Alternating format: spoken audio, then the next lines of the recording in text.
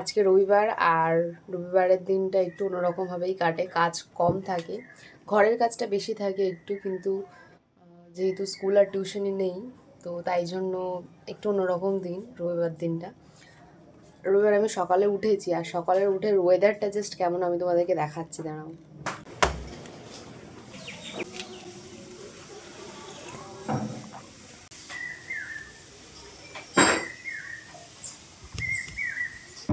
বৃষ্টির মধ্যে সবথেকে বেস্ট পার্ট হচ্ছে এই যে গাছগুলো যেন একটা নতুন প্রাণ ফিরে পায়, এটাই সবথেকে ভালো লাগে আমার।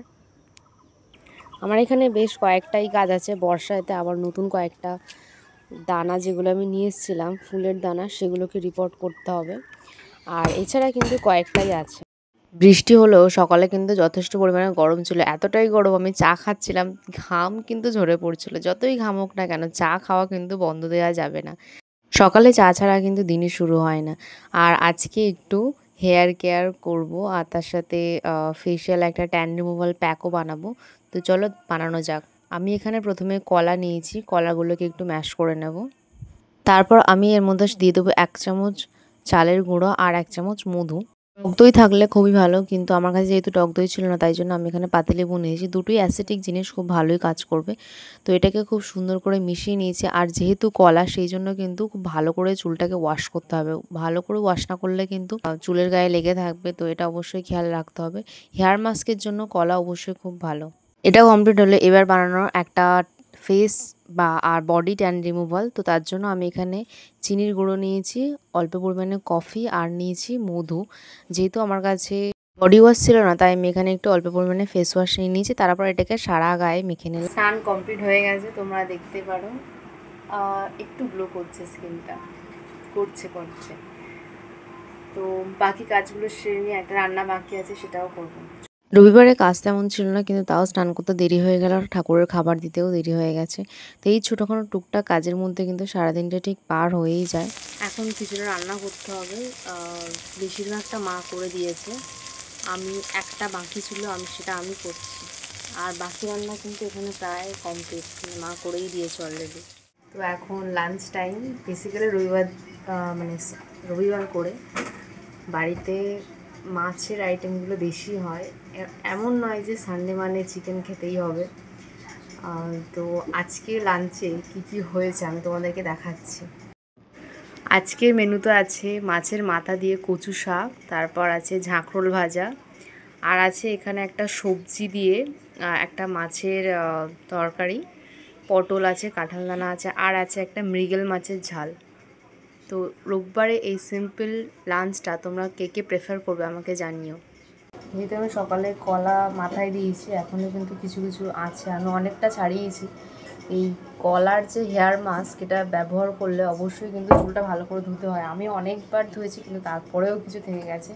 তো এগুলো জাস্ট একটু হাত দিয়ে ছাড়িয়ে নিলে সম্ভবত হয়ে যাবে।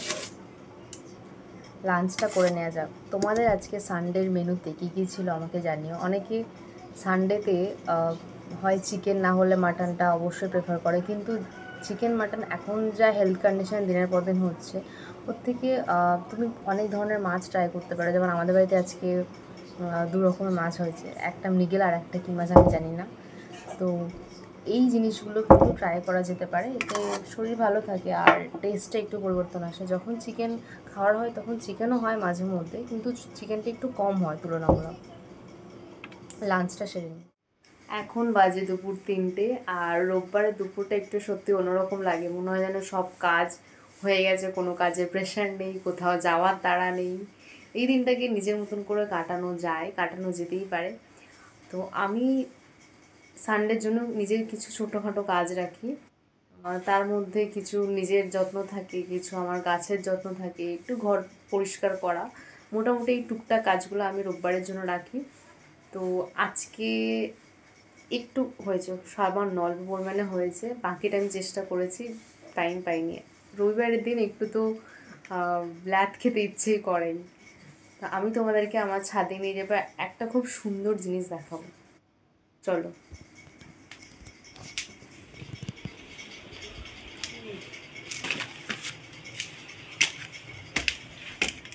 চলে এসেছি, যেটা দেখাবো বলছিলাম। দেখো, এই হচ্ছে ছোট্ট বেদানা গাছ, মানে বেদানা গাছের সাইজটা দেখো জাস্ট, কত বড় সাইজ, কতটুকু, আমার 1 হাত বললে তাও হবে না। তো এই ছোট বেদানা গাছে আমার বেদানার ফুল এসছে, আর এখানেও কয়েকটা ছোট ছোট কুঁড়ি ফুল আছে। হয়তো এই গাছ থেকে ফল পাওয়া যাবে না, কিন্তু ফুলটা যে এসছে এত ছোট গাছে, এটাই অনেক আমার জন্য।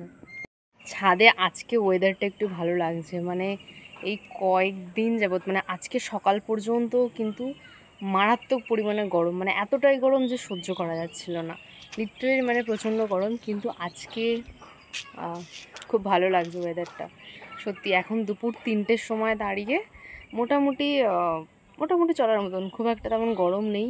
দুপুরে বৃষ্টি হয়েছে, আজকে ওয়েদারটাও খুব সুন্দর, আর আকাশে কিন্তু হালকা একটা মেঘলা ভাবও আছে।